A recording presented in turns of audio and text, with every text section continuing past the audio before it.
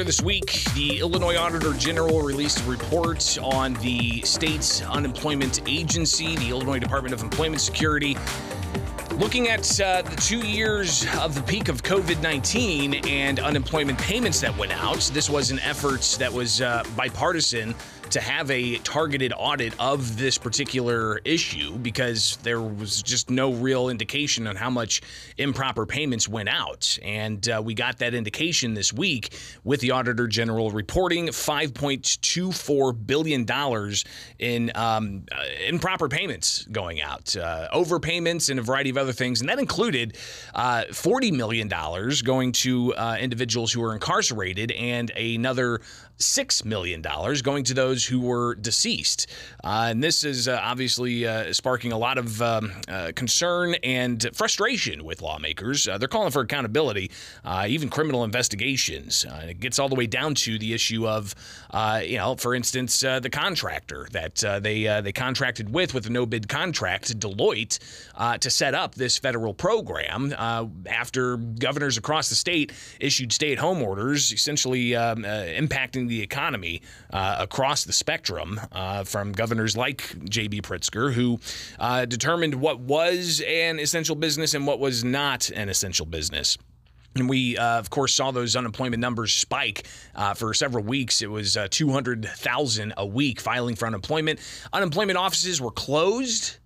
If you recall, to the public, they couldn't go to a physical location to deal with issues. They had to call a hotline, and a lot of people waited hours on end to try to get through, only to all of a sudden be hung up on and have to start the process all over. We had people getting unemployment benefits that didn't request them. They were getting cards with money on them. We had Congress people even getting unemployment benefits. So obviously there was a lot going on that was raising questions of what happened there.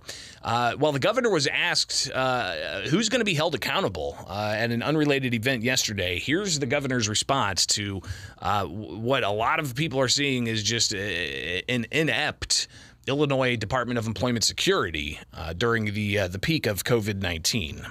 Going to shore up these fraud and mistakes that resulted in these overpayments. Well, I want to remind you that this happened all over the country. There's not a state that was unaffected by fraud and attempts to get unemployment claims filled in California and New York. California, $20 billion of fraud. New York, $8 billion of fraud. And you can go every state throughout the country and you'll see numbers like that. So I think we all would say that we would have preferred if we didn't see that kind of fraud. But remember the moment that this happened in. It was a global emergency. We were trying to get money out the door to people who had lost their jobs because, frankly, people were getting sick and dying. We wanted to make sure they could survive so we could have jobs for them at the end of the pandemic. So that's one aspect of it. The other is, remember, a majority of the report was about fraud that occurred in a federal system called PUA, sometimes referred to, that the Trump administration pushed on the states and said you have to get it out the door immediately. So they had no fraud protection on that PUA program. And the result is many, many billions of dollars all across the country, many more than in the regular unemployment system, were lost. Finally, look at I think hundreds of billions now that have been identified in fraud in the PPP program. That's a federal program. So this was a moment when we were all going through a major global emergency. I think all of us would have preferred if the systems that had been built in Illinois and across the country before the pandemic were prepared for what turned out to be, in some cases, 100 times the number of applications coming in than were happening on a regular basis before that. It was 10 times the size of the applications that came in during the Great Recession. And you remember how many people were out of work and desperate and in need back then. So we've now done a lot of work on those systems to make sure that they're not only avoiding fraud, but making sure that we're providing a system that's easy to access online in particular, so nobody has to go wait in line if they don't have a problem, which vast majority don't. They can do this all online on a system that we rebuilt, and we rebuilt it during the pandemic, so it's quite difficult, but we achieved it. So the question again was, who's going to be held accountable for this? And the governor didn't really, number one, take responsibility explicitly. He also didn't mention, the contractor that had a no-bid contract here. He did reference the Trump administration, who was in office at the beginning of the pandemic, and Congress, who set up this unemployment system for the pandemic, where you just had reverberations across the economy. So he seemed to shift responsibility to the Trump administration, and also mentioning that, hey, other states had even more fraud in their system. But in talking about the Trump administration, he said they didn't put in fraud prevention tools. Well, the Auditor General, if you look at the report, he essentially finds that the federal government did indeed offer tools to prevent fraud to the state of Illinois, but the state of Illinois delayed implementing that until, I think the report said, September of 2020. So you have from March of 2020, when you had the stay-at-home order issued, I think it was, March 20th? And then that lasted for, 2.5 months roughly. And you still had a lot of other controls that the governor was putting in by executive order of economic activity being allowed. But from March to September, that's a pretty big window. And when we saw the peak of those unemployment benefit requests coming through, and all of the questions of wait lines on phone calls and people who didn't request unemployment benefits getting unemployment benefits, so that window from March to September, they did not implement the fraud prevention tools that the federal government had suggested. I believe that's something that the Auditor General put into their report. So obviously there's still a lot more to be said about this, because there's people at the State House who say they have constituents who just never got access to those benefits that they needed after their job was shut down, while you have $5.2 billion going out in overpayments for the state's unemployment system. And then, don't forget, the state had to borrow. The state had to borrow from the Fed to pay those claims. And then before we knew how much fraud there was, state taxpayers went ahead and used federal tax funds to pay off that debt. And then there was also an agreement with employers and labor about how to make up for the unemployment trust fund's deficit. And it included, lower benefits for those who are unemployed to higher costs on employers. So how are we going to get that money back? Is there going to be a criminal investigation? Is Illinois State Police going to get involved? Is the Illinois Attorney General going to get involved? These are obviously some questions that still remain unanswered, but we did hear from the Attorney General yesterday talking about how he wants to go after abortion clinic, or rather crisis pregnancy centers.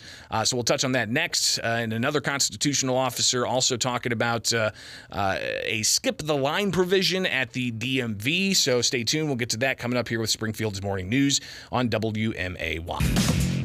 Reviewing some of the actions yesterday from constitutional officers. Back at it, Springfield's Morning News. I'm Greg Bishop on 92.7 WMAY. Springfield's News and Talk. And of course, we heard from Governor J.B. Pritzker about unemployment insurance.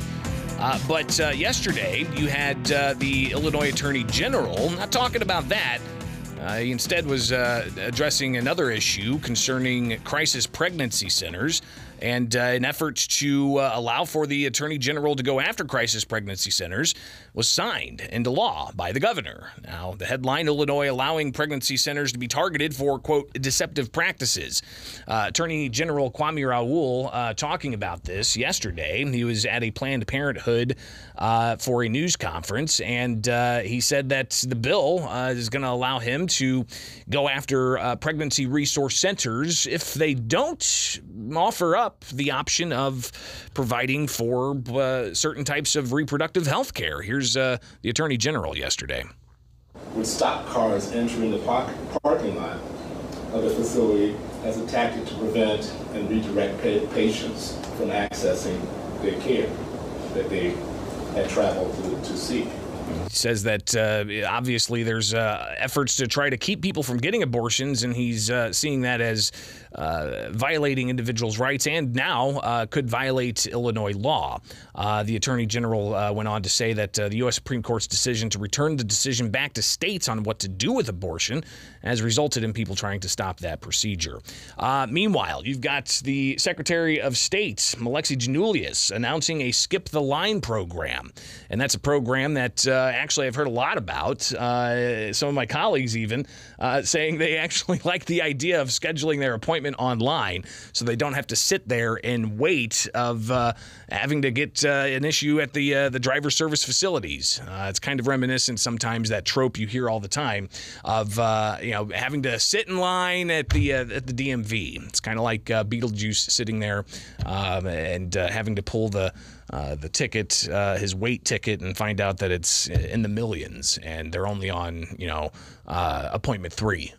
So, yesterday, the Secretary of State laying out that indeed this is going to improve the overall experience for those needing driver's services. Alexi Giannoulias. Today, I'm proud to officially announce our latest initiative to improve the customer experience at our DMVs, our Skip the Line program. Everything we do at the Secretary of State's office is centered around 2 things: creating an environment of excellent customer service and modernization. So, he says it's going to just increase the overall experience all around. It's easier for consumers when they have the opportunity to reserve a specific time that accommodates their schedule. That's the world that we live in now. That's what this program is doing. So we're going to hear a lot, I think, from the Secretary of State, because he's got other initiatives like a digital driver's license. Be interested to see what that's going to be like. And some of the questions that civil libertarians raise about things like that. So obviously, the state's constitutional officers here at Illinois have been busy.